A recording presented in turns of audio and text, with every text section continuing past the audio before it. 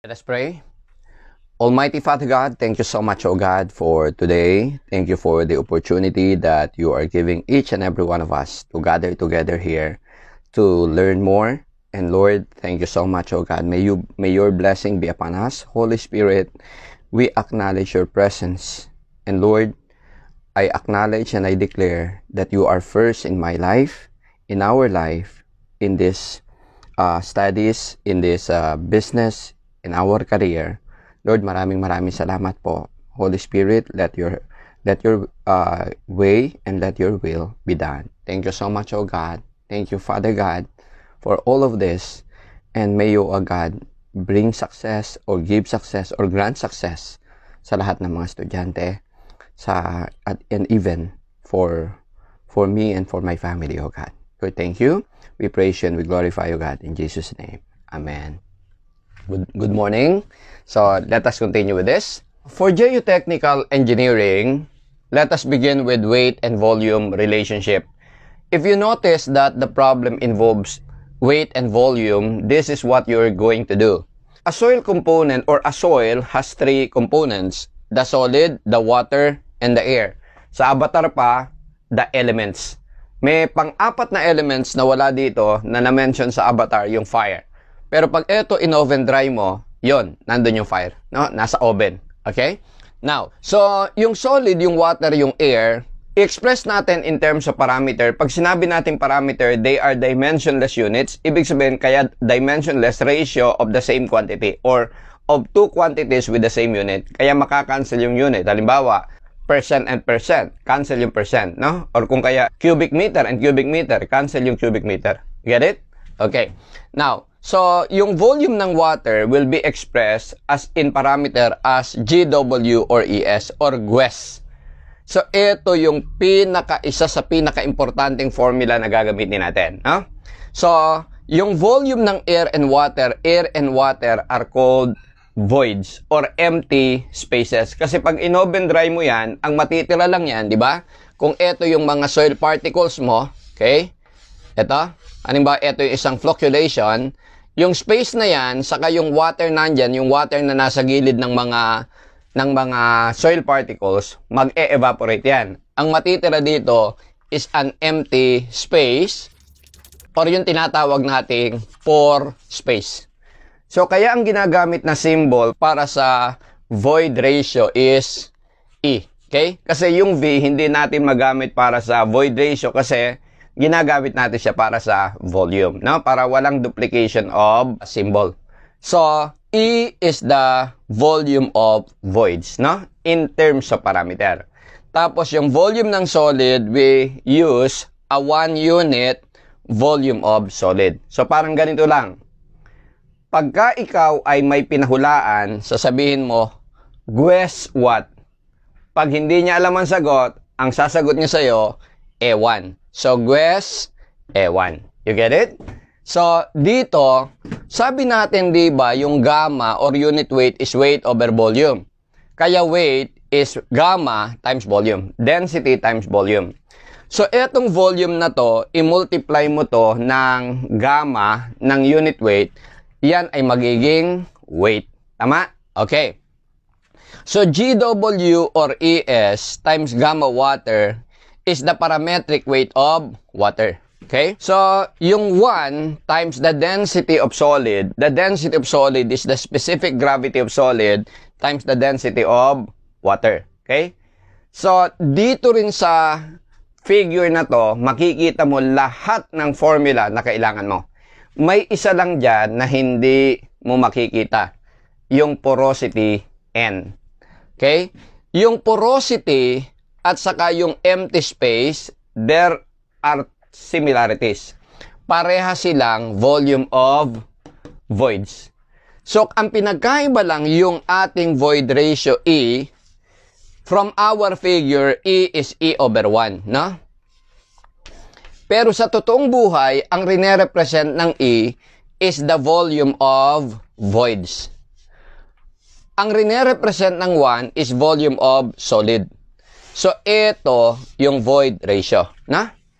Yung porosity is similar, is almost the same in this one, it is the volume of voids, kaya lang hindi siya relative sa Vs, kundi relative siya sa total volume. So, volume of voids relative to total volume. The volume of voids cannot be more than the volume total. Kasi volume of voids is part of total volume.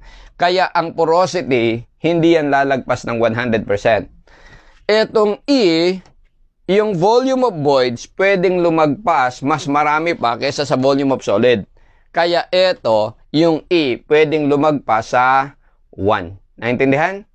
Now, in terms of parameter, etong ating porosity, yung volume of voids in terms of parameter is E. Yung total volume in terms of parameter is E plus 1. The reason why I introduce etong Guess E1 figure na to is because most of the times, hindi naman magbibigay ng actual weight and actual volume. Ang ibibigay, parameter. So, at least, pag parameter, ito yung gagamitin natin. Maliwanag? Okay. Now, dito tayo. The saturated unit weight of a soil sample is 1.7 grams per cc. So, our gamma saturated is 1.7 grams per cc. And its wet unit weight is 1.5. Gamma wet is 1.5 grams per cc. Anong pinagkaiba? Yung gamma sat, eto, ang degree of saturation is 1. Yung gamma wet, ang degree of saturation is less than 1 but greater than 0. Pagka ang saturation 0, then ang tawag yan gamma dry, meaning wala ng tubig. Sa gamma sat, lahat ng spaces, etong pore space or empty space na to, yan ay puro water. Ibig sabihin, lahat ng soil particles nakalubog sa tubig. Okay? Alright. Now, ang sabi sa atin dito, at moisture content of 35%. Whereas here to find the specific gravity of soil solid. Okay? So, ang hinahanap sa atin ay G. Okay? How do we solve our G? Ganito. So, yung definition natin ng gamma wet, our gamma wet is equal to the total weight over the total volume. In terms of parameter, etong gamma wet is total weight. Ang weight ng air, merong weight yung air. Kaya lang negligible. Kasi yung gamma ng air, mga 12 newtons per cubic meter. Ito 9,000, yung gamma water, 9,810, 9810. Compared to 12, yung 12, negligible yan. Tama? So, that's why in the weight, hindi na natin kinoconsider yung weight ng air. So, yung total weight natin, yung gamma wet, in terms of parameter, is this plus this. Tama? So, this is going to be weight of solid, G gamma water, plus weight of water, that is gamma water, times GW or ES. Okay? Ikaw na lang mamili kung ang gagamitin mo ay GW or ES. So, dito, dahil meron tayong S dito, gamitin natin to, no? Or pwede rin gamitin mo to dahil may W ko eh. So, GW. Okay? Over, the total volume in terms of parameter is E plus 1. Now, ang hinahanap ay G. To solve G in this equation, kailangan natin ng gamma wet, meron man tayo. Ito. Kailangan natin ng W, meron man tayo. Pero wala tayong E. So, what we can have here is we will have an equation between G and E. Let us capitalize on that. Okay? Yung gamma wet natin, therefore, our gamma wet is going to be equal to GW, G gamma water. Yung G natin sa gamma water, i-factor out natin, ha? G times gamma water, naka-grams per cc tayo. So, ang gamitin natin gamma ng water is 1 gram per cc. Yung naka-grams per cc din. So, multiplied by, we factor this out. So, matitira dito 1. We factor this out. Ang matitira dito ay W, no? Okay? Over E plus 1. Okay? Tama. I-substitute natin yung value ngayon. Yung gamma wet natin is what? 1.5 is equal to G times 1. Wag na natin sulat yung 1. 1 plus W 0.35. Okay? All over E plus 1. Dahil ang nawawala natin ay E, let me solve E in terms of G, no?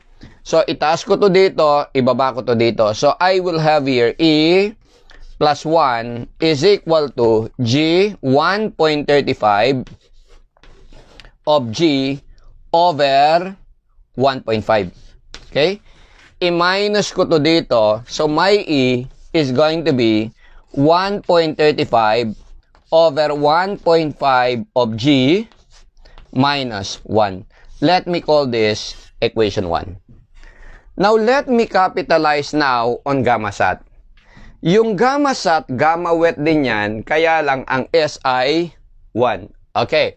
So, our gamma sat is equal to ito, G gamma water plus gamma water. Para makapitalize ko yung S is 1, ang gamitin ko yung ES.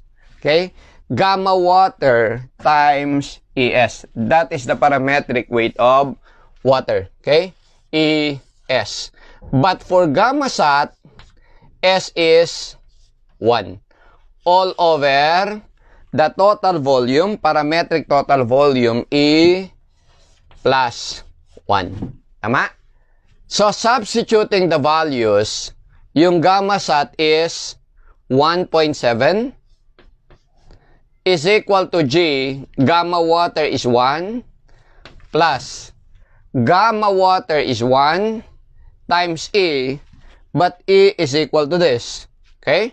So, it would be 1.35 over 1.5 of G minus 1. Ito yung E. Tama? Okay? Now, multiplied by S, which is 1. All over E plus 1. 1.35 over 1.5 G minus 1. Ito yung E plus 1. Okay?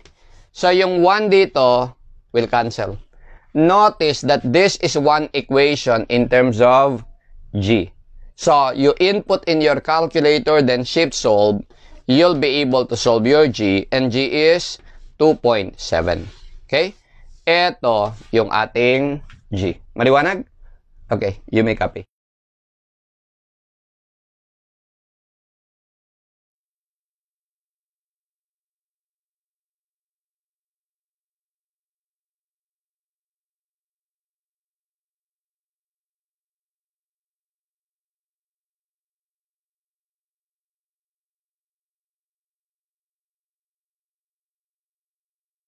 Let's take number 2.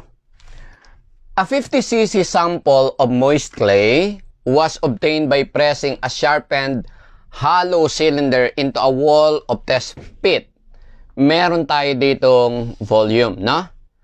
So, this is volume of moist or wet clay. It was obtained by pressing a sharpened hollow cylinder into a wall of test pit. The extruded sample has an initial weight of 85 grams. So, ito yung weight of wet sample or the total weight. Ito yung ating total volume. No? Now, and after oven drying, a weight of 60 grams. Ito yung weight ng soil solid, dry weight. So, ibig sabihin, lagay natin yung mga nakuha natin, ha? So, yung ating total volume is 50 cc. Our total weight is 85 grams. And yung ating weight of solid, the oven dry weight is 60 grams. Compute the degree of saturation if G is 2.7. So, we assume now, or we have concluded na yung ating clay is not pure clay, no? Okay? So, ang hinahanap sa atin yung degree of saturation. So, we conclude na yung ating soil, hindi siya fully saturated. Kasi kung fully saturated siya, then, sasabihin dito, hindi nahahanapin sa atin yung degree of saturation. Okay? So, let us solve. In as much as ang nawawala ay degree of saturation, that is S, magsimula ka dun sa formula natin na GWES. Basta parameter ang nawawala, dito ka magsimula. So, ito yung hinahanap natin. Meron tayong G. Pero wala tayong W, wala tayong E. So, hindi natin masosolve yung S dahil ang alam lang natin yung G. Okay? Let us solve W and E if we are to use GWES. Pero meron tayong gamma na kayang solve dahil meron tayong total weight, meron tayong dry weight. Okay? So, gawin natin. Yung ating gamma dry, ano lang yan GWES saka jug, no? Yung pantalon na jug, nung unang lumabas yan, ganito yung emblem niyan sa bulsa. Yung bulsa niyan ganito korte. Tapos, yung hindi pa sila masyadong sikat, ganyan. Okay? So, dito, pagka hindi pwede si GWES, dahil kulang ang given, then gamitin mo si jug. Okay? So, sa jug, ang priority mo lagi si dry, gamma dry. Okay? Siyempre, sino ba naman magsusot ng basa na pantalon? Pero kung walang dry, pagtsagaan mo yung basa. Pag walang basa, pagtsagaan mo yung saturated. Okay? Alright. So, yung gamma dry is simply weight of solid over total volume. Yung gamma dry in terms of parameter, weight of solid in terms of parameter is G gamma water over the total volume in terms of parameter is E plus 1. Ito yung actual, ito yung parameter. Okay? Known sa atin itong dalawang to, so I can express an equation between G and E. E can be solved from here. Look. So, kasi meron tayong G, masosolve yung E. Ilang yung ano no? Okay, let's do this. Weight of solid is 60 over total volume is 50. So, this is 1.2, no? Okay? Is equal to G. G is 2.7. Gamma of water, this is grams. This is cc, grams per cc. This is 1 over E plus 1. This will enable us solve our E. And our E here is going to be equal to 1.25. Okay? So, meron na tayong E. Ang problema na lang natin, W. But what is W? What is moisture content? Look here. Dito sa GWES E1 figure natin, meron tayo ditong GW, meron W. Pero wala dito na nag-iisang G. Para sana GW over G, pero walang G. Dito, sa figure. Kailangan kasi pag parameter, volume over volume. Parehas na quantity. Walang volume na may G, buko dito. Okay, dito tayo. Ang merong W dito, ito. So, take note that when this is parametric weight of water. Pag dinivide mo yan ito, makakancel yung G gamma W, ang matitira W, right? So, dito makikita mo ang meaning ng W. It is weight of water over weight of solid. Meron tayo nun. Tama? Correct. Kaya kong masolve yung weight of water. Kasi ganito. Yung total weight is weight of water plus weight of solid. Kaya yung weight of water is total weight minus weight of solid. Correct? So, ito yung W. It's total weight minus weight of solid. So, this is 85 while this is 60. So, this must be 25. So, this is weight of water. And yung moisture content natin is weight of water over the weight of solid. So, 25 over weight of solid, this is 60. Kuha niya? Okay, or this is going to be 5/12. And this is CC. So, therefore, meron na tayong W. We are ready to solve RS. Kung gusto mo, this is 0.417. Okay? In terms of decimal. So, substituting sa GWES figure, so G GWES. Yung G natin is 2.7, W is 0.417, our E is 1.25 multiplied by S. So therefore, solving our S is going to be equal to this divided by this. You'll be able to get this as 0.9. In percentage, this is 90%. Naintindihan? Iikot ka lang sa GWES, saka JAG. Kuha? Hindi mo kailangan yung mga 38 different formulas na nakalatag sa mga review books or some textbooks. Okay? Ang kailangan mo lang, itong GWES E1. Malaki ang matitipid mo. No? Okay? Naintindihan? Okay. You copy. In this next problem, the following data were obtained from a field density test on a compacted field of sandy clay. Laboratory moisture content density test on the fill material indicated a maximum dry density of 120 pounds per cubic foot. This is gamma dry max. And an optimum moisture content of 11%. The weight of moist soil removed from the test hole is 1038 grams. Weight of soil after oven drying, that is 914 grams. The volume of test hole from the rubber balloon apparatus is 0.0169 cubic foot. What is the percent compaction of the fill?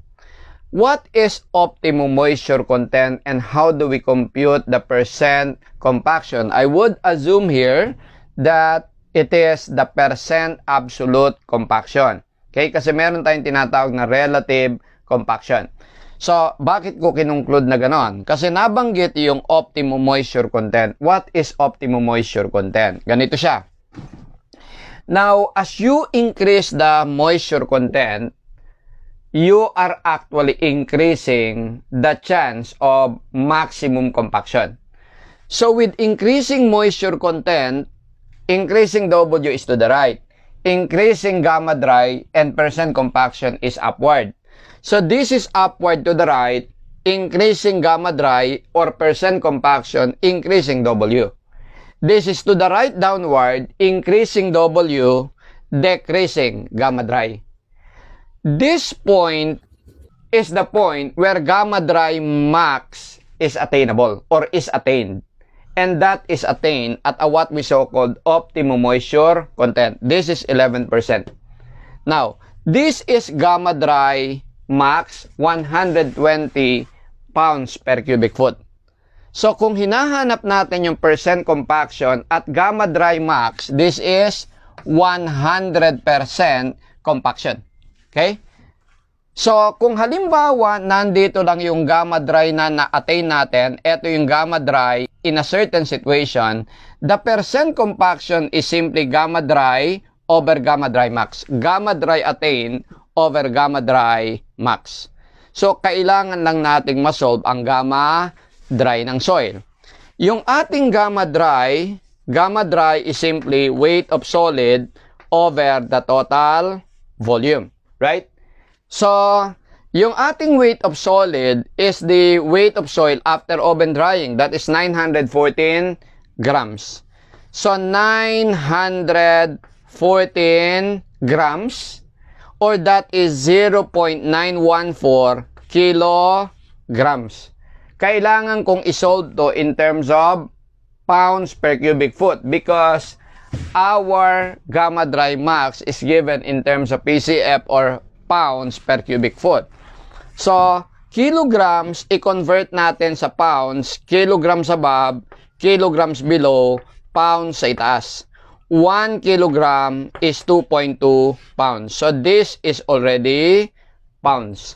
Over the total volume, our total volume as revealed by the test whole rubber balloon apparatus is 0.0169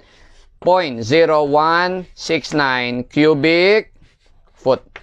So, computing this, our gamma dry that we will solve is 118.93 pounds per cubic foot. So, therefore, our percent absolute compaction is solvable now. Okay? And that is going to be gamma dry attained over gamma dry max.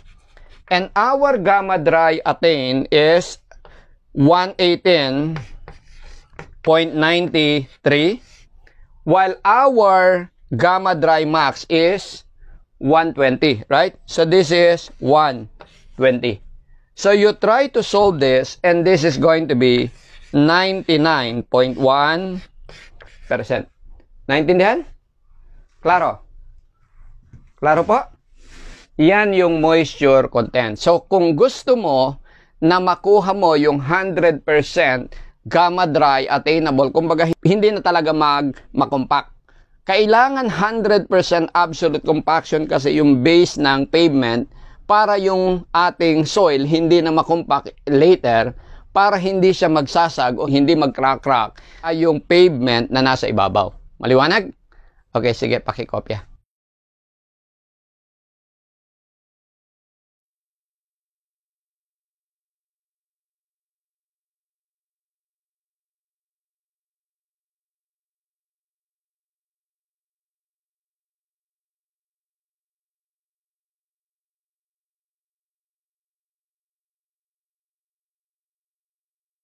Let's take number 4.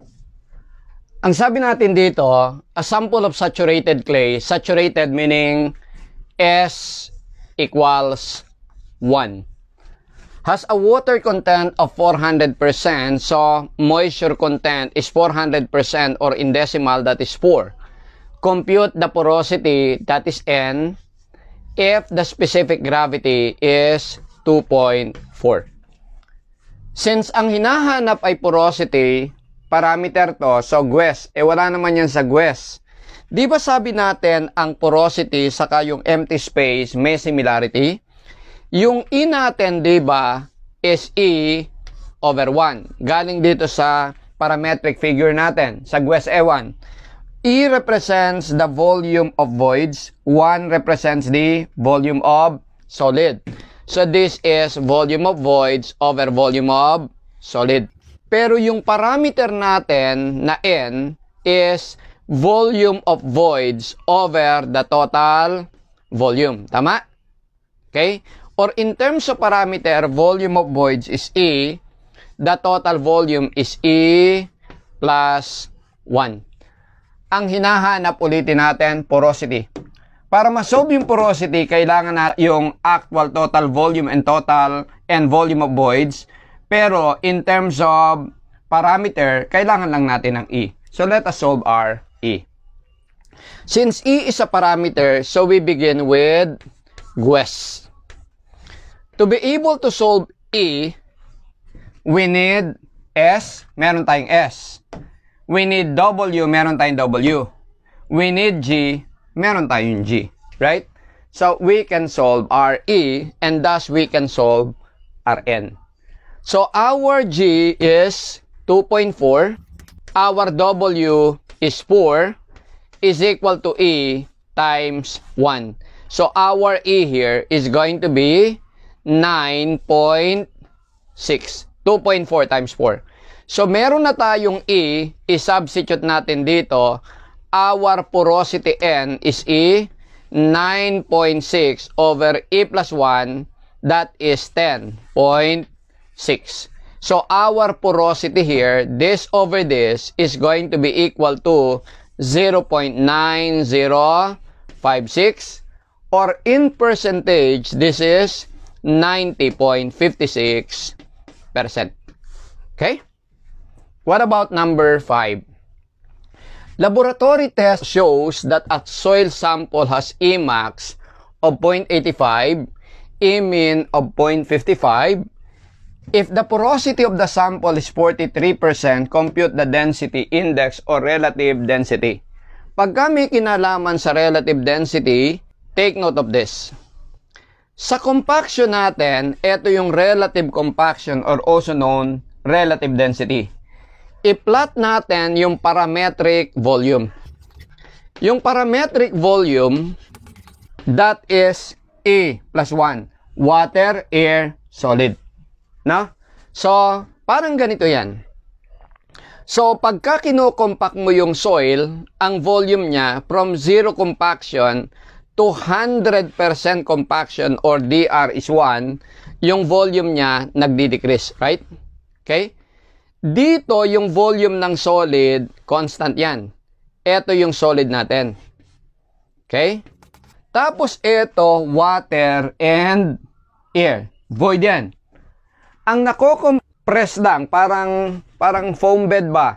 May wood, may foam. Pagka humiga ka, ang nako-compress yung foam lang. Yung foam is representing the voids. So, ito bale yung 1, ito bale yung E, ito yung 1, ito yung E. Tama? Ito yung E max, ito E min. Natural ang empty space pag 100% compaction minimum, ang empty space kapag 0 compaction is maximum. Okay? So, dito, pwede nating i-translate yung ating DR here, dito, para lang simple, total constant to, para ang pag-uusapan na lang natin yung E. No? So, ang sabi sa atin dito, yung E min, 0.55, eto 0.85. Ang tinatanong is, the density index when porosity is 43. Bali ganito. So, in between, sabihin natin dito yung in between, ito yung DR, ito yung hinahanap when porosity is 43%. So, kung masosolve natin yung E dito, kaya nating masolve yung DR. Paano? Pwedeng ratio and proportion, pwedeng gamitan natin ng mode regression, no? So, ganito. Yung E natin, kayang masolve knowing na N. So, from the formula ng porosity, N is equal to E over E plus 1. But what is porosity? 43% or in decimal point, 43. Tama? So, this is one equation in terms of E. We'll be able to solve our E. This is 0.754. Kuha niya? So, pwede rin natin gamitan ng ratio and proportion. Ratio and proportion lang tayo, ha? Para dito. This is E max, this is E min. So, this is E max minus E min. So, this is 0.85 minus 0.55. This is 0.3. While this one, eto naman, this is E max minus E. So, that is 0.85 minus E. Kuha? So, therefore, alam natin dito, yung E is 0.754. 0.85 minus 0.754, ito to. So, if we will apply ratio and proportion, kahit hindi mo i-memorize yung formula, kailangan alam mo lang yung concept. By applying ratio and proportion, this over this, you have 0.85 minus E, 0.754 over this one. What is this? X right minus X left. DR minus 0, this is DR, is equal to this over this. What is this? 0.3 over this one. What is horizontal? X right minus X left. 1 minus 0, it's 1. So, masosolve natin yung DR. Our DR here is going to be 0.32 or in percentage, 32%. You get it? Maliwanag? Okay. Sige. Paano naman etong number 7? A hand curved sample of soft saturated clay, saturated meaning our S is 1. Okay? Now, of saturated clay has a volume of 100 cc. So, S equals 1, the total volume is 100 cc, and weight total is 175 grams. If the oven dry weight is found to be 120 grams, oven dry, so wala na yung water, so weight of solid na lang, is 120 grams. Find the void ratio. Now, take note, ang mga binigay actual, pero ang nawawala, void ratio. In terms of parameter, we apply GWES. To be able to solve E, we need G. Meron ba tayong G? Wala. Meron ba tayong W? Wala. Meron ba tayong S? Yes, 1. Kailangan natin ng GW if we will force using this. So, hindi kaya ng GWES dahil dalawa yung wala. So, kung ang gagamitin natin ngayon, JAG, i-apply natin yung gamma dry. Magsimula tayo sa dry. A weight of solid over the total volume. Meron tayo nitong dalawang to. Tama? Weight of solid and total volume. Pero ang hinahanap natin parameter, so let us express this in terms of parameter. Weight of solid in terms of parameter is G, gamma water. Okay? G, gamma water. Over, yung ating parameter for total volume is E plus 1. So this is E plus 1. Correct? So, dito, kailangan nating ma-solve, remember, is yung E. Okay? So, yung ating gamma wet is the total weight over the total volume. Yung ating G, yung ating total weight is weight of solid plus weight of water. Okay? So, this is G gamma water plus weight of water gamma water times GW or ES. Okay? Pwedeng GW, pwedeng ES. So, sabihin na lang natin ES. Okay? Over total volume E plus 1. Itong gamma wet natin is saturated unit weight. So, S is 1. You get it? So, this one, alam natin to. Okay? So, meron tayong dalawang unknown dito, G and E. Dito, dalawa rin ang unknown, G and E. So, 2 equations, 2 unknowns ang kakalabasan nito. No? Okay. So, let us work out etong first one. Weight of solid.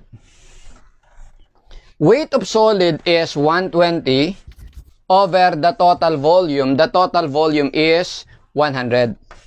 Or this would be 1.2 cc. 1.2 grams per cc. Is equal to G. G is unknown. Times gamma water in grams per cc. 1 over E plus 1. Tama? Okay. So, pwede natin itong masimplify. Itong equation na to, you can express G in terms of E. Okay? So, this is 1.2 times E. So, your G is going to be 1.2 E plus 1.2 times 1, 1.2. Okay? So, let me call this equation 1.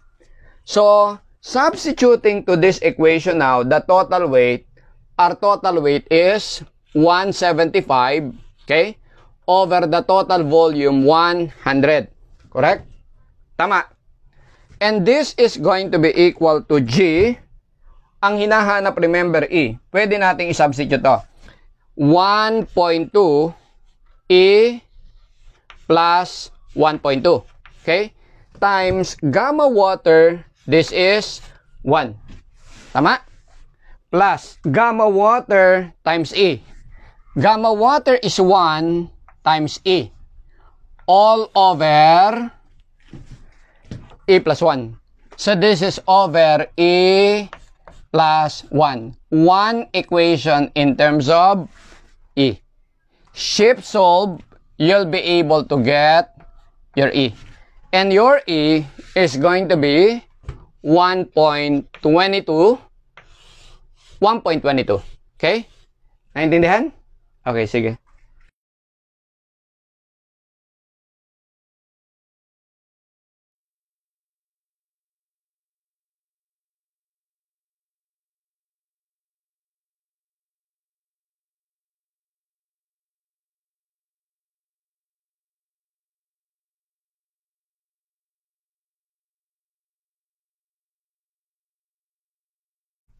Solving a shrinkage limit problem using formulas will be complicated. Why?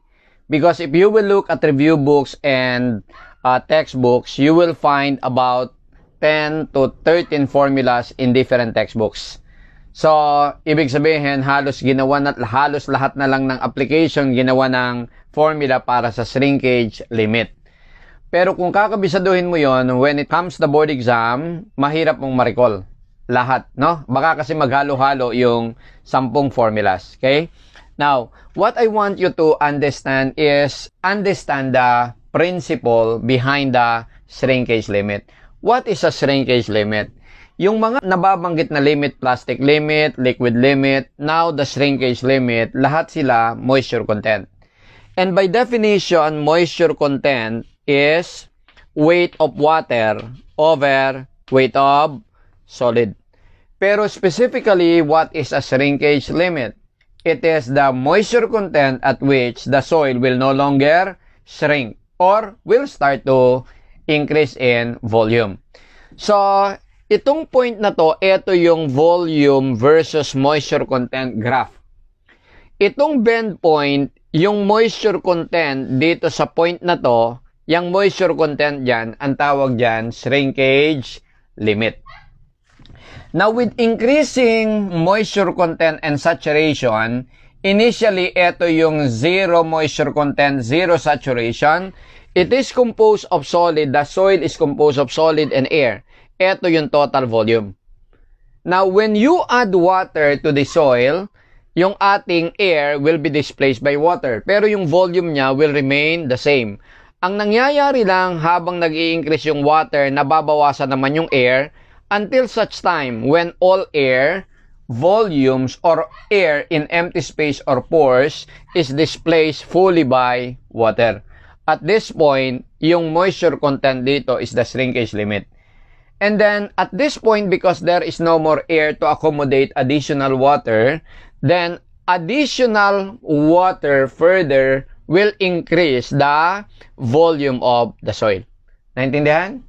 Itong point na to, where your soil begins to increase or to swell, is the shrinkage limit. Or going backward as you decrease the moisture content. At this point, take note here, the volume is decreasing. At this point, decrease in volume will stop. Or shrinking will stop when the volume will now be constant. You get it? Now, we are given here actual experiments or laboratory result of finding the shrinkage limit. It is important to know how the test is being executed para maintindihan natin yung mga data dito. Tama? Ganito ginagawa yan. Una, meron kang beaker or in the problem, tinatawag na dish. Ang gagawin mo dyan, lalagay mo yung soil and then pupunuin mo ng tubig. This is of known volume. Ito yan. The volume of shrinkage dish. Okay? So, bali, hahaluin mo yan together with the soil. So, kumbaga parang malabnaw na malabnaw. Lagpas siya sa liquid limit. Liquid yung soil. Okay? Pag binuhos mo, tapon lahat. Okay? So, ito yung tinatawag na 16.29 cc. Okay? So, at this point, yung ating saturation 1. Take note na yung ating S is increasing S from 0 to the shrinkage limit, no? So, where S is 1. Pero pagdating dito, shrinkage limit will stop increasing. Ang moisture content will increase. Pero dito, ang ating S is already 1. Pag lagpas na siya sa shrinkage limit, yung saturation mo, constant na sa 1. Hindi yan mag-increase. Okay? Hindi yan lalagpas rather sa 1. It is constant at 1. Okay? So, itong point na to, na liquid yung soil, nandito yan sa area na yan. Okay? So, Ito bale, tong 16.29 na to, dito yan. Okay? Itong 38.78 na yan, dito yan. Okay? Weight of shrinkage disk and saturated soil clay. Nandito yon.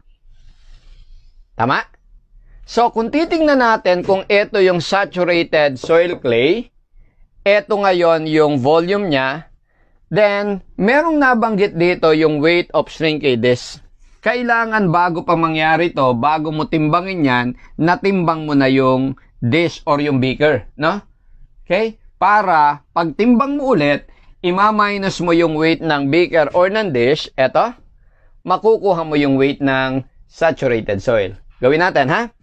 So, yung total weight of saturated soil is equal to 38.78 minus yung weight ng dish na 10.65. So, this is going to be 28.13 grams. Okay? And then, ang sabi dito, yung weight of shrinkage disk and oven dry soil clay is this one. Ang susunod na step mo yan, tinimbang mo yung dish. Ito yan. Ito yung unang step, tinimbang mo yan. Ang susunod na step dyan is titimbangin mo ngayon yung dish and saturated clay. Okay? Or saturated soil. Para ito minus ito will be your weight of saturated soil. Okay? So, ito yung 2. Pagkatapos nyan, i-oven dry mo. Lalagay mo sa oven. Okay? Paglagay mo sa oven, titimbangin mo ulit. Pag tinimbang mo yan, yan yung weight ng shrinkage disk and saturate and dry soil. Okay? So, ima-minus mo ulit to, makukuha mo yung weight ng soil. No? Weight ng dry soil. So, yung weight ng dry soil or weight of soil is going to be weight ng oven dry soil and disk 30.46 minus weight ng disk 10.65 and this is 19.81. Okay? So, pagka ito, minus mo ton 28.13 minus 19.81, ito yan ha. Okay? This is 28.13 grams. Tapos, ito yung weight ng solid, 19.81. Doon sa dry yan, di ba? Nandito yung unang point natin, yung saturated. Pagkatapos in-oven dry natin, nandito yung point na yon, tawagin natin point 2, no? Okay? Yung weight ng solid dito, ang weight ng solid hindi nagbabago kasi hindi naman nadadagdagan yan eh. So, therefore, yung weight ng solid natin, this one is 19.81. This is 19.81 grams. So, para makuha yung weight ng water, yung tubig dito, i-minus mo lang to. Diba? So, that is 28.13 minus 19.81 is 8.32 grams. Okay? So, yun yung kwento nitong dalawang to. Na? Ngayon, ang sabi dito, the volume of shrinkage disk is 16.29. Ito, yung volume na buo. Tapos, ang sabi dito, the total volume of oven dry soil clay is 10 cc. Okay? Anong ibig sabihin yan? Diba na oven dry? Pag na oven dry yan, mawawala ngayon lahat ng water. Meron tong mga number eh. Tapos, yung mga soil na dumikit dito, hayaan mong bumagsak. Okay? Ito ngayon yung oven dry soil. Okay? Naintindihan? Ang ibig sabihin, ito ngayon, yan yung air. Air. Ito yan. Correct? Pero dun sa pagitan ng mga soil particles, may air pa rin. Correct? Yan yung inoccupy ng water plus this one. Yung shrinkage limit, ito yon, punuin mo lang ng tubig hanggang dito. Ito yung volume ng shrinkage dish. Okay? Total. Ito yung volume na 10. Ito yung 10. Okay? 10 cc. lagyan mo yan maingat ng tubig hanggang nandito sa level na to. Okay? Nasaktong-sakto lang na lahat ng soil particles malulubog sa tubig. Yan yung stage na to. Ang ibig sabihin, ito pala is 10 cc. Kuha niya? Yan yon, di ba? Ito yung 10 cc na yan. Yung sakto lang. Yung 16.29 cc, ito yan. Kasama yung umaapaw na, so yung liquid na soil. Nandun sa liquid state. Ito yan. 16.29. Correct? Kung 16.29 cc to, lagay ko dito ha. Kung ito ay 16.29 cc, ang ibig sabihin tong portion na to is this minus this. This is 6.29 cc. 6.29 cc pala to. Correct? Volume yan eh. Eto tubig. Di ba ang tubig is 1 gram per cc? So, ibig sabihin yung 6.29 cc, ilang grams ng tubig yon? Ito, tubig to eh, di ba? Water to. Ilang grams ng water to? 6.29 cc to, ilang grams? E di 6.29 cc pa rin. Tama? Now, etong point na to, tawagin natin point 2. This one is weight of water at point 2. This one is weight of solid. But weight of solid is 19.81. Tama? Ang kailangan ko lang ito. But what is this? Kung ito ay 8.32, ito ay 6.29. So, yung weight ng water at point 2 must be 8.32 minus 6.29. 8.32 minus 6.29. So, this is going to be 2.03. Therefore, yung moisture content natin at shrinkage limit or simply the shrinkage limit is weight of water here, 2.03 over weight ng solid here, 19.81. And this is going to be equal to, if you compute, 0.1025 or in percent, 10.25%. Kuha niya? Sige, paki-absorb.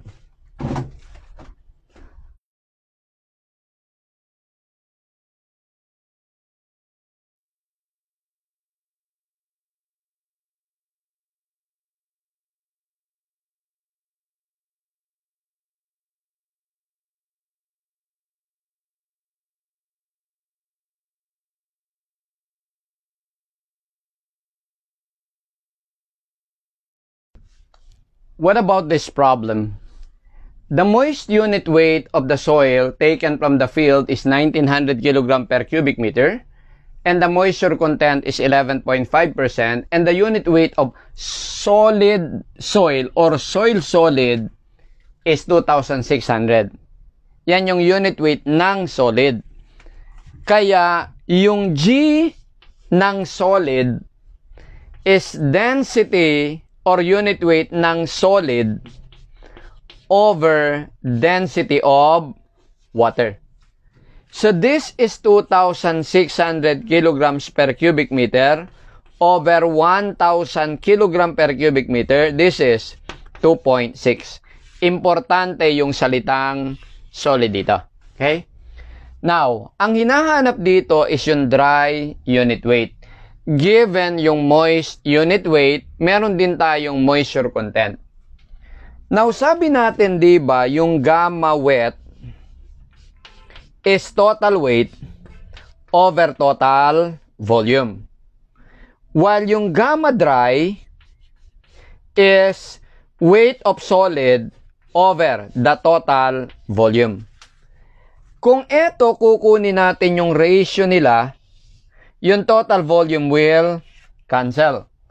So what we will have is the total weight. The total weight is weight of solid plus weight of water over weight of solid. Kaya weight of solid over weight of solid, this is 1. Weight of water over weight of solid, that is the moisture content. So gamma wet over gamma dry is equal to 1 plus W. So, meron tayong gamma wet and W, we can solve gamma dry. So, our gamma dry is going to be gamma wet, which is 1900 over 1 plus W. Our W is 11.5%, or that is in decimal 0.115. And if you compute this, take note, this is kilogram per cubic meter, you'll get 1704.03 kilograms per cubic meter. You get it? Now, ang susunod na tinatanong, number 9, is the void ratio. Alam natin that the void ratio is a parameter, so we begin with Guess. So to be able to solve E, I need G, W, and S. I have G, I have W, but I don't have S yet, no? So, hindi kaya ng Guess, tirahin natin ng jug. Let us take yung gamma dry. Okay? Yung gamma dry natin, is it known? It is 1704. Okay? So, pwede natin gamitin yung gamma dry. So, but what is gamma dry? Weight of solid over the total volume. But in terms of parameter, what is weight ng solid? It's the density of solid times parametric volume of solid. Density of solid is G, gamma water, parametric volume of solid is 1, over parametric total volume, E plus 1. Meron tayong G, meron tayo nito, we can solve E. Substituting gamma dry is 1704.03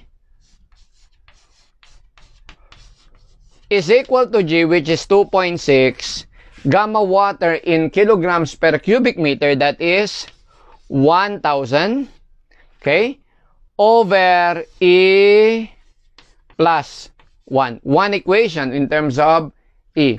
We'll be able to solve RE. RE is 0.526, and this is RE. Okay? So let us take number 10.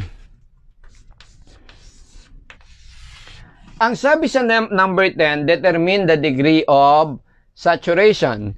Kung gagamitin ko yung Guess to solve S, I need E, meron tayo.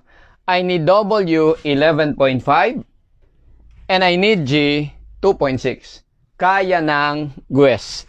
So, using Guess, yung G is 2.6, W is 11.5 in decimal 0.115, E 0.526 times S. Yung S natin, therefore, is going to be equal to 0.569.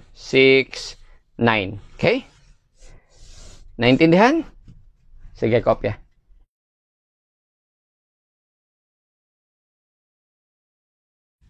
Let us have number 11. A soil sample having a mass of 3.75 grams has a total volume of 0.0015 cubic meter. It has a moisture content of 28% and a specific gravity of soil solid of 2.71. Compute the void ratio.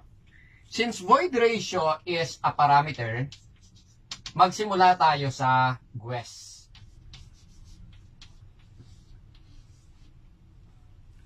To solve our A, we need G. Meron tayo. We need W. Meron tayo. Ang kailangan lang natin, S. Wala tayong S. So therefore, Guess cannot solve it. So pag hindi kaya ng Guess, punta tayo sa jug, no? So dahil may moisture content, hindi zero, yung gamma natin, wet. So using gamma wet, our gamma wet is equal to the total weight over the total volume. However, in terms of parameter, total weight is weight of solid plus weight of water. Weight of solid is the density of solid, G gamma water times parametric volume of solid 1 plus the weight of water, gamma of water times volume of water in parameter, either GW or ES. Meron akong G, meron akong W, GW ang gamitin ko. Over the total volume. The total volume in terms of parameter is E plus 1. Meron ako nito, meron akong G and W, I can solve E, right? So, substituting the total weight is 3.75 kilograms over the total volume is 0.0015 is equal to G, that is 2.71 times gamma water, this is kilogram per cubic meter, so gamma water 1,000. Okay? I-factor out ko na lang yung G, gamma water, so this is 1 plus W. Your W is 28% or 0.28. Okay? Over E plus 1. Simple. This is one equation in terms of E.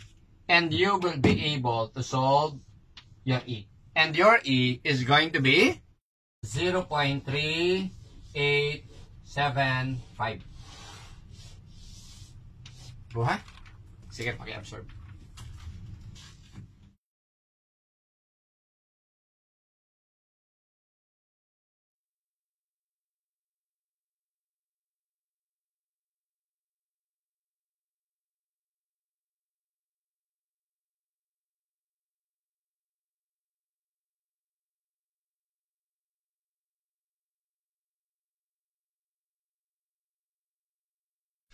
Let us take this problem number 12. Ang sabi sa atin dito, the maximum and minimum possible void ratios for a soil are 0.85 and 0.55 respectively. Pagka may kinalaman sa maximum minimum void ratios, most likely it has something to do with compaction or relative density. Now, at zero compaction, E is maximum. Because the volume with respect to compaction, the greater the compaction, the smaller the volume. So, at 100% compaction, E is minimum, the void ratio. At zero compaction, E is maximum. Ito daw 0.85, ito 0.55. Ngayon, also, porosity and specific gravity of soil solids were found to be 40%. Ito yung porosity. And 2.65, ito yung G. In succession. What is its dry unit weight? Alam natin that gamma dry is simply weight of solid over the total volume. But what are available here are parameters, not actual weight and volume. So let us express this in parameter. Weight of solid is the density of solid, G gamma water, times parametric volume of solid is 1 over the total volume, that is E plus 1. Okay? So, meron tayo nitong, ang hinahanap gamma dry, meron tayong G, ang kailangan lang natin ay E. No? So, dito, let us solve E. But porosity is given to be 40%. Di ba sabi natin yung porosity is volume of voids over the total volume. But in terms of parameter, volume of void is E, total volume is E plus 1. This is known, we can solve E, right? So, N is 0.4 or 40% is equal to E over E plus 1. So, solve this equation and you'll get E is equal to 2/3. I-substitute natin ngayon to equation 1 dito. Our gamma dry, therefore, is going to be G, which is 2.65, gamma water 9.81, times 1 over E plus 1, 2/3, plus 1. You calculate this, our gamma dry is going to be 15.6 kilonewtons per cubic meter. Kuha niya? Sige, paki-absorb.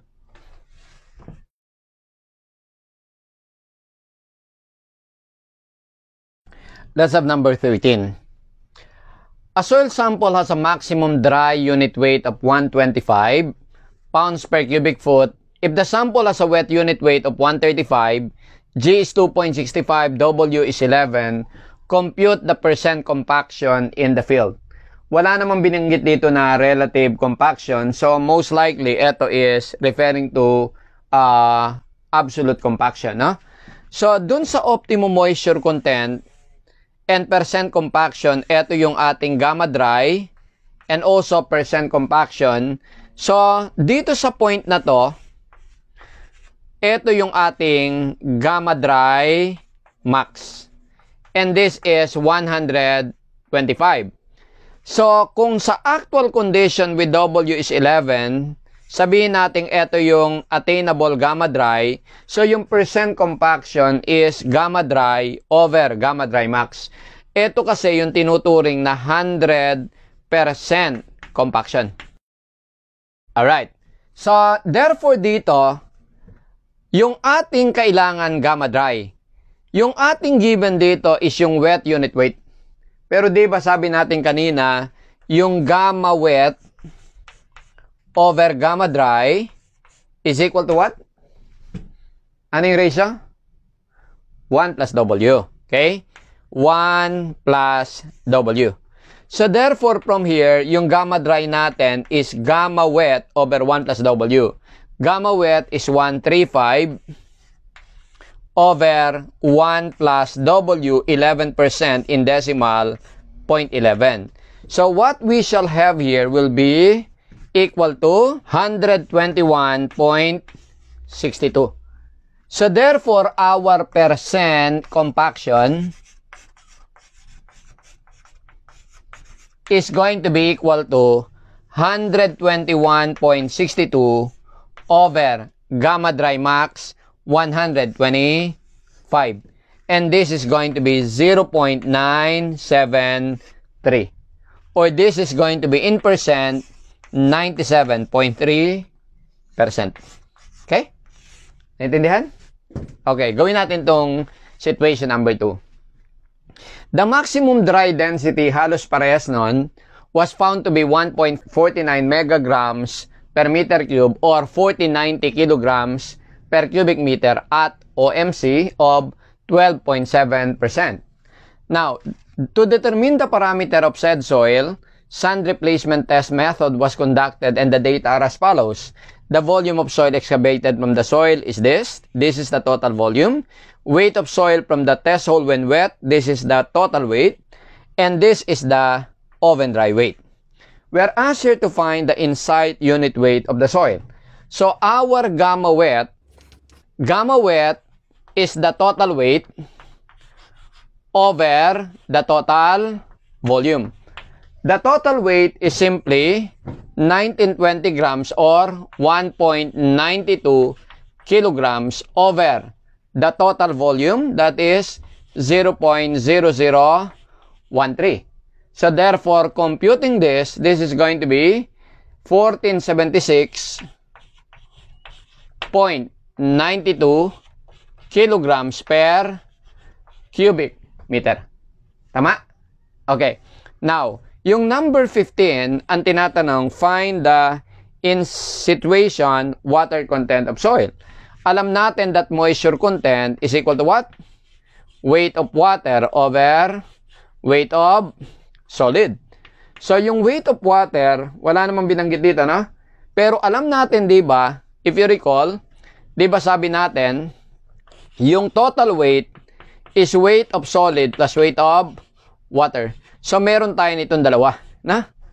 So, therefore, weight of water is simply total weight minus weight of solid. So, therefore, this is going to be total weight, 1920, minus weight of solid, 1790, over weight of solid, that is 1790.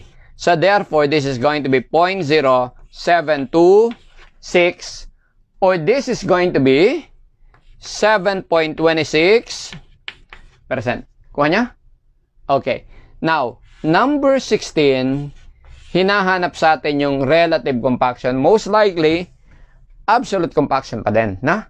Okay? So, ganito kasi, may nabanggit na OMC. At OMC, 12.7%. Pero, ang moisture content natin, actual, na nasolve natin, is 7.26 only. So, percent compaction is not 100%, right? So, therefore, sabi natin, yung percent compaction is gamma dry over gamma dry max. Meron tayong gamma dry max, 4090 kilograms per cubic meter. So, kailangan lang natin masolve yung gamma dry natin. Pero meron na tayong gamma wet. Alam natin from here, ito, our gamma dry is going to be gamma wet over 1 plus W. So this is going to be equal to 1476.92 over 1 plus RW is 7.26, 0.0726. So computing this, we will be getting this as equal to 1376.95, and this is kilograms per cubic meter. So therefore, our percent compaction is equal to gamma dry in actual over gamma dry maximum. So this is 1376.95 over gamma dry maximum, that is 1490 kilograms per cubic meter. So this over this, you'll get here 0.924, or this in percentage is 92.4%. Kuha? Naintindihan? Klaro? Okay, sige, paki-absorb.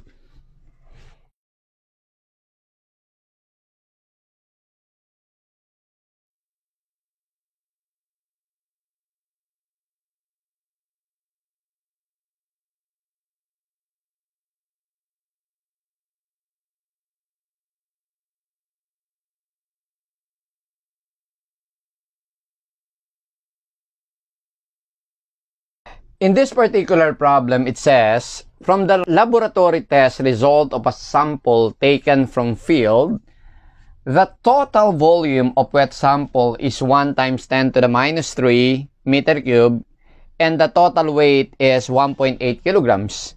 Moisture content 10%, G 2.6, E max, E min 0.64 and 0.42 respectively. Pag nakakita kayo ng Emax, Emin sa problem, most likely, it is referring to the relative compaction or relative index. So, at zero compaction, volume is maximum.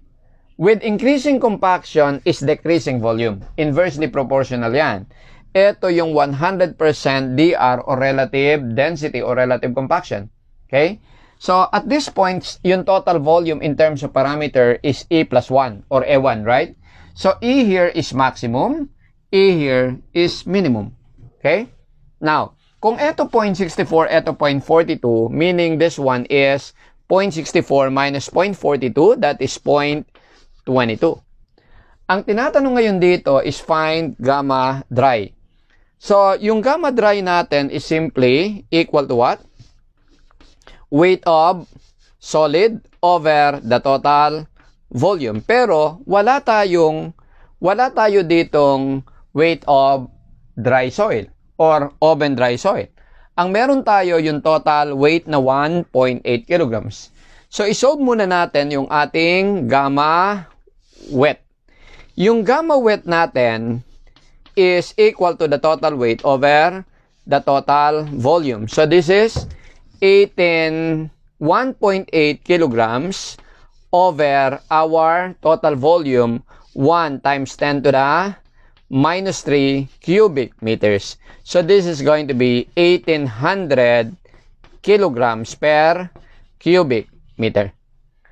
Ngayon, ang hinahanap yung gamma dry. So sabi natin, di ba, yung gamma wet over gamma dry is equal to 1 plus W. Meron tayong W na 10%. So, meron tayo nito, we can solve gamma dry. So, our gamma dry, therefore, is equal to gamma wet. You intertranspose this. So, this is gamma wet over 1 plus W. Yung gamma wet natin is 1800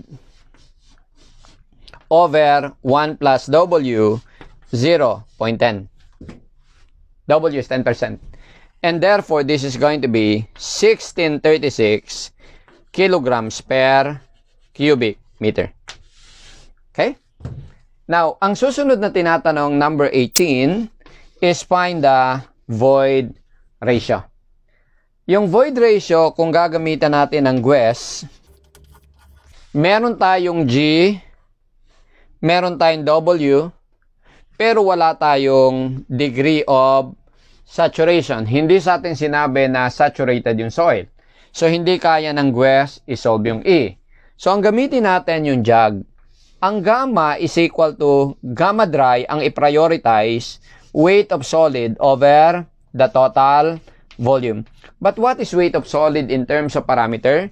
That is the density of solid, G, gamma water, or kung kabisado nyo na yung ating GWES E1 figure, doon na lang kayo bumase para tipid utak, no? So, G gamma water times parametric volume of solid, that's 1, over the total volume, E plus 1. Meron tayong gamma dry, meron tayong G, masosolve natin yung E. Okay? So, dito, yung ating gamma dry is 1636 is equal to G, 2.6 times gamma water, this is kilogram per cubic meter. Gamma water is 1,000 kilogram per cubic meter over E plus 1. Masosolve natin dito yung E, and this is 0.589. Ang susunod na tinatanong sa atin is number 19, is we are asked here to find the relative density. So, ang ating E is between 0.64 and 0.42, between E max and E min. So, it must be somewhere here. Okay? Etong E natin is, this one is the E in this actual situation, which is 0.589. So, ang hinahanap sa atin, etong DR. So, what we shall have is, gamitan lang natin ng ratio and proportion to. Hindi natin kailangan i-derive yung formula. No? Okay? So, it is this over this equals this over this. So, this one is 0.64 minus 0.589. No? So, applying ratio and proportion, you have 0.64 minus 0.589 over this. This is change in x. X right, dr minus x left, 0. So, it is dr minus 0, that is dr, is equal to this over this. It is 0.22 over the change in x sa horizontal. X of this, 1 minus x of this, 0. So, this is 1. So, therefore, your dr, intertranspose this, is this one divided by 0.22. So, our dr here is going to be 0.2318. Or this is in percentage, this is 23.18%. Okay? Naintindihan? Sige, paki-absorb.